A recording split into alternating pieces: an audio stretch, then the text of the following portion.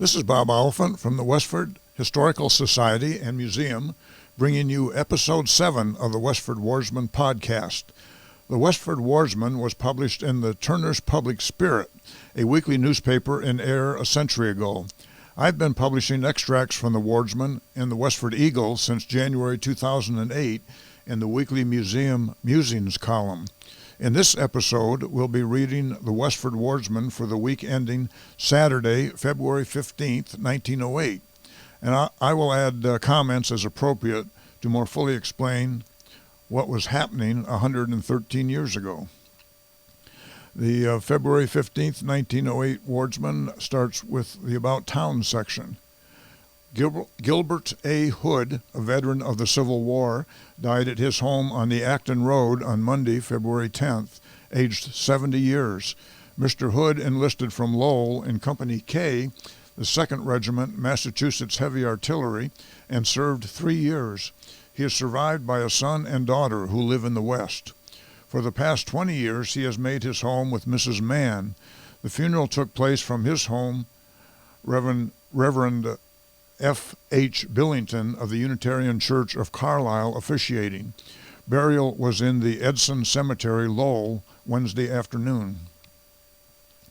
Wallace W. Johnson has finished harvesting his ice on Burgess Pond, about 1,000 tons, 14 inches thick.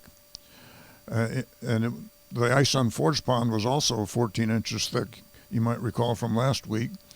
And for the ice to get that thick, it must have been a pretty cold winter in 1908. The birthday of Lincoln was observed Wednesday, February 12th, and the schools of the town were closed in the afternoon. The sum of $15 was netted from the food sale held at the home of Mrs. A.M. Richardson last week, Friday. The occasion was enlivened by selections from the Victor talking machine, exhibited by Mrs. George T. Day. Of course, the Victor talking machine was a Victrola or record player, as we would call it today. A Vesper service at the Unitarian Church last Sunday was well attended. Reverend B.H. Bailey delivered an appropriate sermon.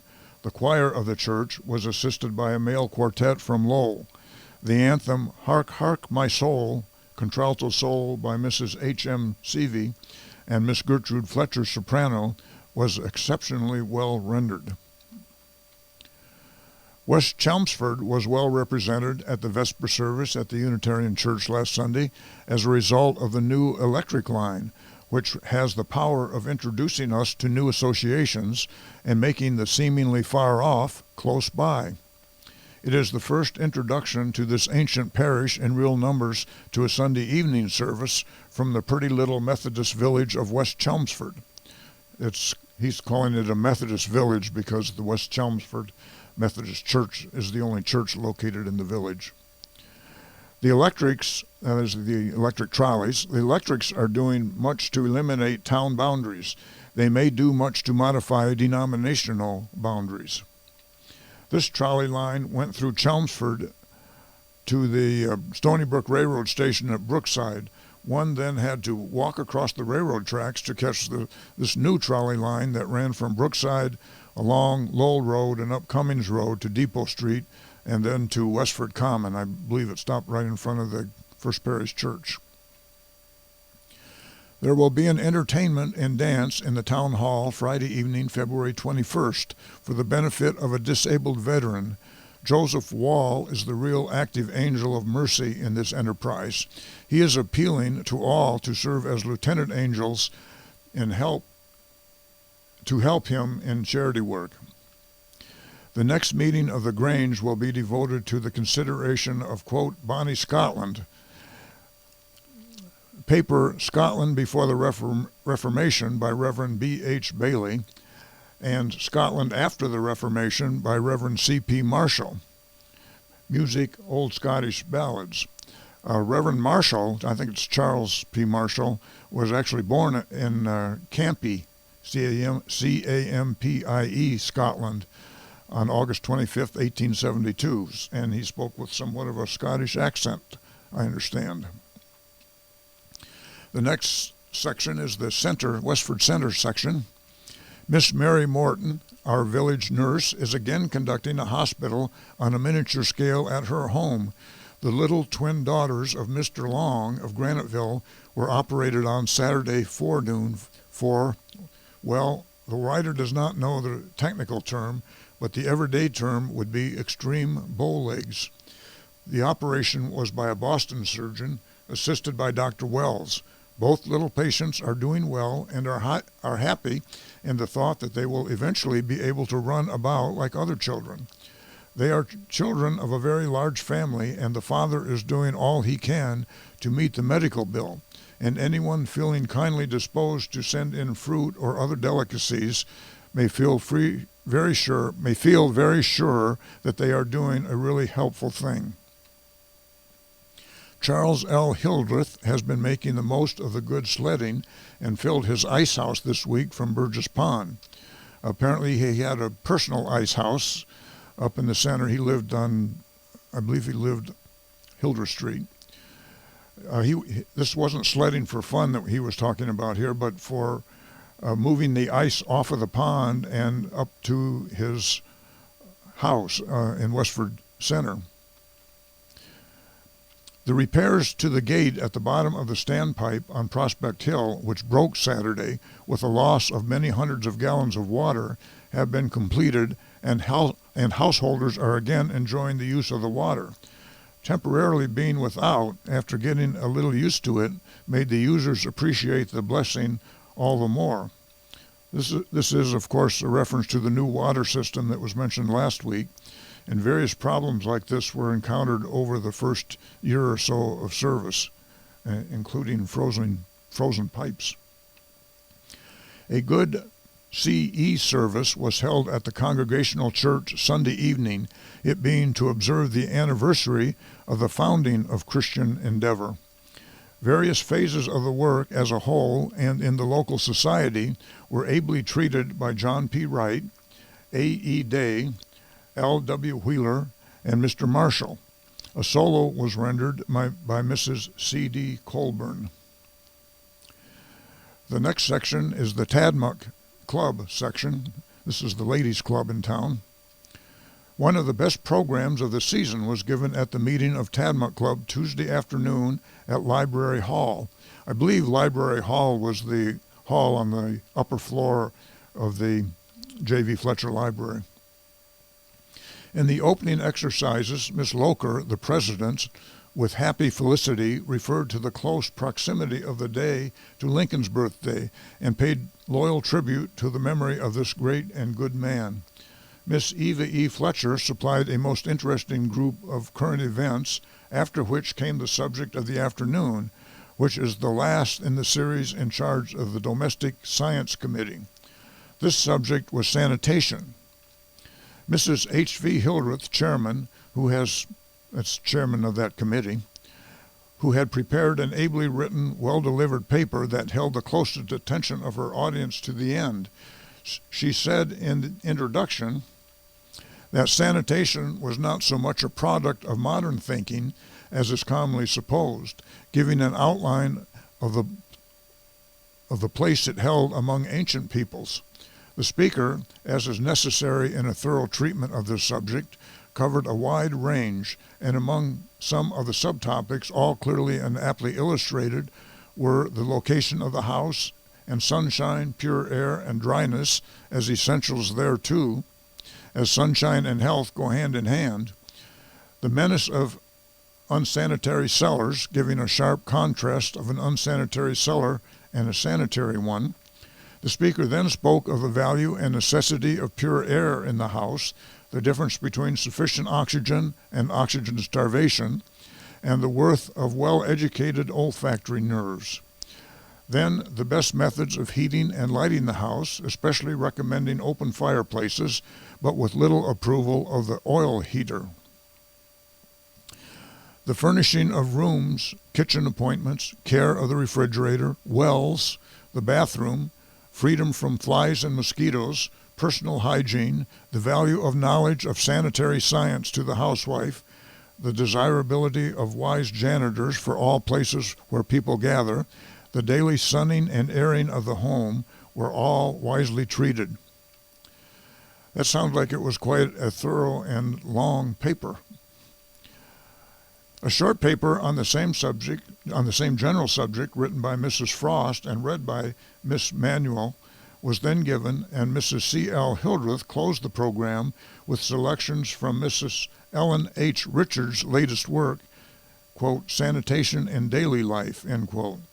And we'll talk more about Ellen Richards in the podcast next week, I believe, when we talk about several prominent Westford women.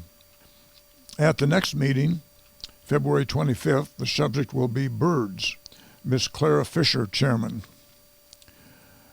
The remains of Miss Sarah B. Abbott, whose tragic death by accidental burning at Groton Sunday brought sorrow to many former friends here, were brought to Westford Tuesday and placed in the tomb at Fairview, where later interment will be in the family lot.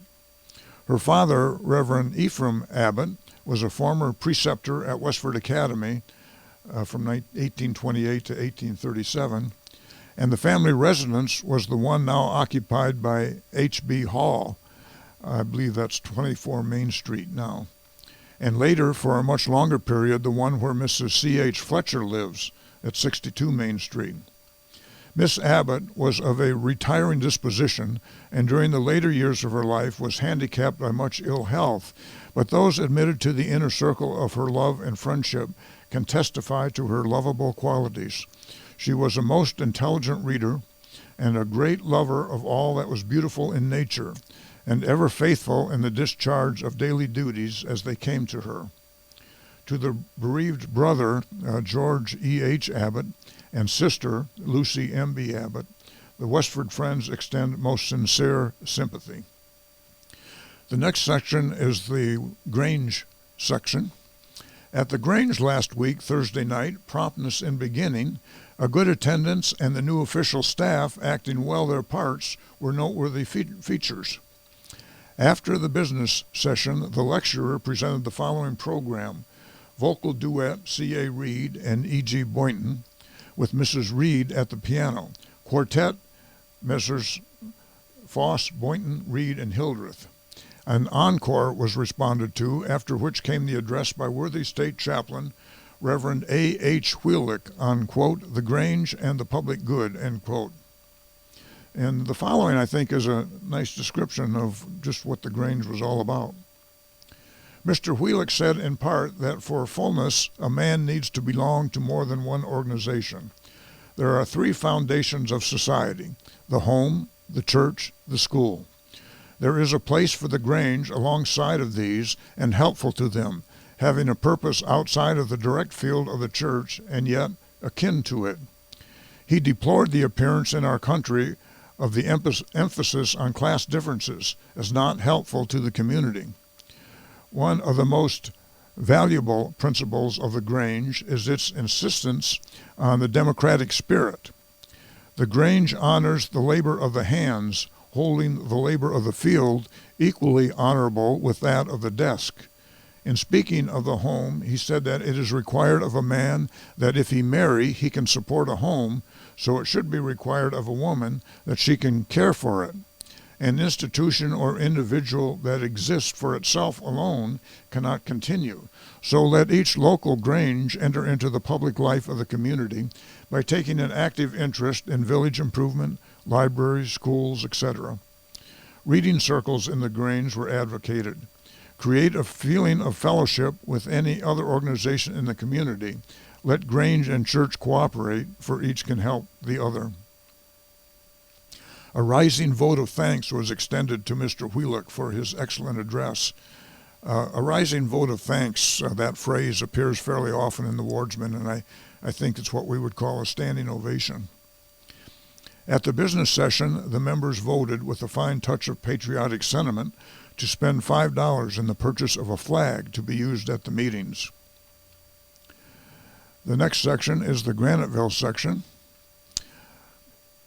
Timothy Driscoll, one of our old and respected citizens, has been ill, threatened with pneumonia, but the dread disease has been averted, and he is now on the road to recovery. His daughter, Miss Margaret, has also been on the sick list, but is now convalescent. Timothy and his wife Mary O'Brien Driscoll were born in Ireland and raised 8 children in Graniteville, where Timothy worked as a stonecutter in the quarries. They came to the U.S. in the early 1850s, and sometime after 1910, they moved from Westford to Lynn, Mass., where some of their children lived. Mary died there in 1914, and Timothy in 1918. Mr. and Mrs. John R. Healy, who reside on the Daniel Ward Place on the Dunstable Road, are rejoicing in the arrival of a baby girl, Virginia C. Healy, born last Saturday, February 8, 1908. Many people here journeyed to Ford's Village Sunday to watch the large force of men of the Daniel Gage Ice Company at work. This work will be all completed this week, so the Lowell people need not fear for an ice famine next summer. Apparently most of the ice from Forge Pond was used in Lowell. W. Johnson, who furnishes the entire town of Westford with ice, finished harvesting his crop this week. This ice is taken from Burgess Pond and is of excellent quality. Quite a number of Graniteville men have assisted Mr. Johnson in this work. Burgess Pond is spring-fed with no other outlets, or no other inlets, I should say, hence its excellent quality. The Ladies' Aid Society of the Methodist Church met with Mrs. J.B. Carmichael on last Thursday afternoon. The weather has been extremely cold of late, and on several mornings the past week, the mercury has passed below the 0 mark.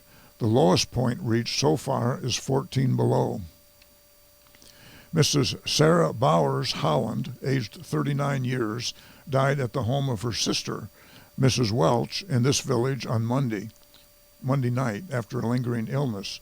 She was the widow of John Holland, whose death occurred but a few months ago, and leaves to mourn her loss a son and a daughter, Leon and Madeline Holland, as well as many relatives and friends in this vicinity. Hudson Darling, a former resident of this place, was seriously injured while at work at the ice houses in East Groton last Saturday afternoon. Darling was at work on the run when, in some unaccountable way, the chain which carries the ice from the pond to the house slipped off, breaking the run and carrying Darling to the ground with it. He was struck by one of the large cakes of ice and rendered unconscious, and his face on the hard, icy ground did not help matters any. Dr. Lovejoy of Pepperell was summoned and stated that Darling was injured internally, but was not ready to make any definite statement as to the extent of his injuries until the man had regained consciousness. He is now in the boarding house at East Groton, and his brother's wife, Mrs. Ellery Darling, is acting as nurse until different arrangements can be made. His condition is considered dangerous. The next section is called Water Supply. After many months of waiting, the Westford Water Company has got matters adjusted so that water was turned on in the houses here last Saturday. Before this, the main pipes have been thoroughly flushed and everything got in readiness. It is not expected that this water will be at its best for drinking purposes at the start, but even so, it is much better than the average well water in this vicinity at the present time. And that is still true. And the consequences and the conveniences for household purposes to be derived from having running water in the house will amply repay the consumers on that point alone. The rest will come later. There are still many, however, who have not had their houses piped as yet, but it is thought that when the warm spring days come, they will soon fall in line, for it is not a matter of not liking the water, but a question of letting the other fellow try it first.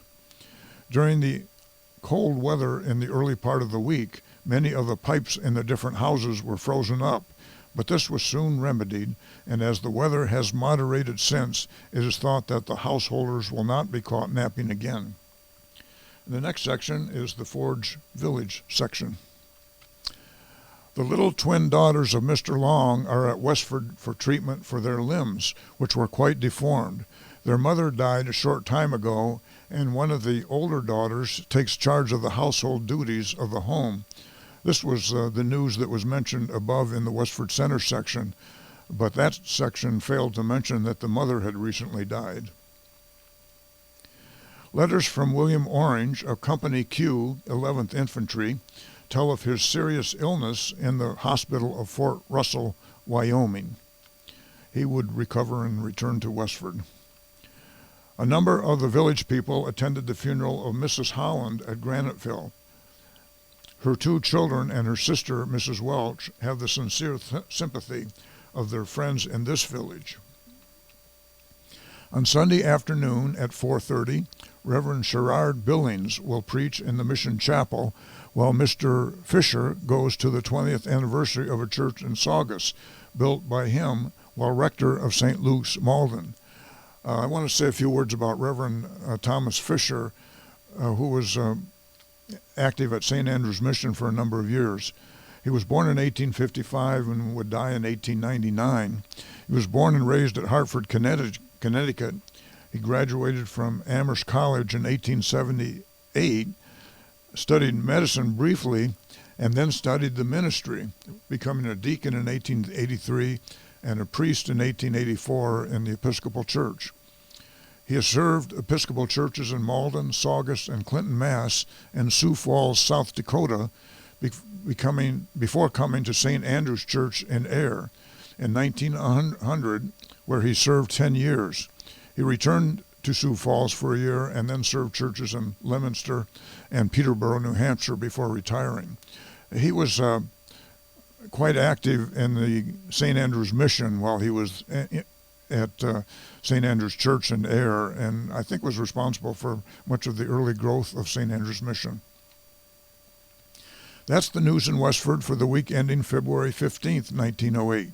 Thank you for listening, and thanks to Nick Woodbury of WestfordCAT for providing technical support. You can find transcriptions from the Westford Wardsman at the Westford Historical Society's website at museum.westford.org, or visit the Historical Society's Facebook page for more Westford news from a century ago. This is Bob Oliphant, and I hope you will join us for next week's Westford Wardsman podcast. Thank you.